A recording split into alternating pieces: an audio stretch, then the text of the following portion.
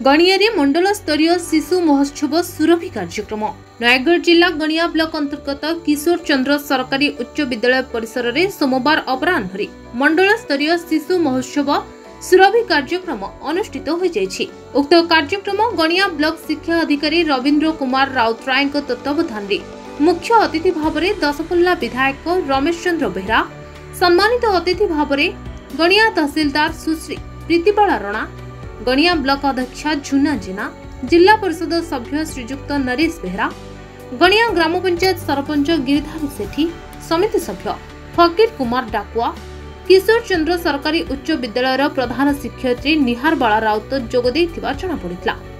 ଏହି ଉତ୍ସବରେ ବ୍ଲକ ଅଧୀନରେ ଥିବା 8 କୋଟି ଗ୍ରାମ ପଞ୍ଚାୟତର ସମସ୍ତ ବିଦ୍ୟାଳୟ ମାନଙ୍କରୁ ଶିକ୍ଷକ ଶିକ୍ଷୟିତ୍ରୀ ମାନଙ୍କ ସହ ଛାତ୍ରଛାତ୍ରୀ ମାନେ ଆସି ବିଭିନ୍ନ ପ୍ରତିଯୋଗିତାରେ ଅଂଶଗ୍ରହଣ କରିଥିଲେ। କ୍ୱିଜ୍, ତର୍କ, ଚିତ୍ରାଙ୍କନ, ସଙ୍ଗୀତ, ହସ୍ତକଳା, ସୃଜନଶୀଳ ଲିଖନ, ନୃତ୍ୟ, ସୁନ୍ଦର ହସ୍ତାକ୍ଷର ଆଦି ବିଭିନ୍ନ ପ୍ରତିଯୋଗିତାରେ ଅଂଶଗ୍ରହଣ କରିଥିଲେ। ଏହାପରେ ଏଥିରେ କୃତିତ୍ୱ ଲାଭ କରିଥିବା ଛାତ୍ରଛାତ୍ରୀ ମାନଙ୍କୁ ପୁରସ୍କୃତ କରାଯାଇଥିଲା।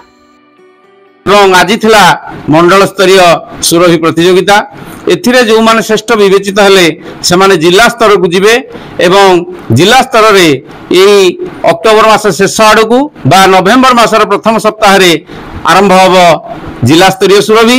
तापर जो माने सेथरे श्रेष्ठ विवेचित हेबे से माने राज्य स्तर को मनोनीत हेबे एवं राज्य स्तर रे भाग नेबे।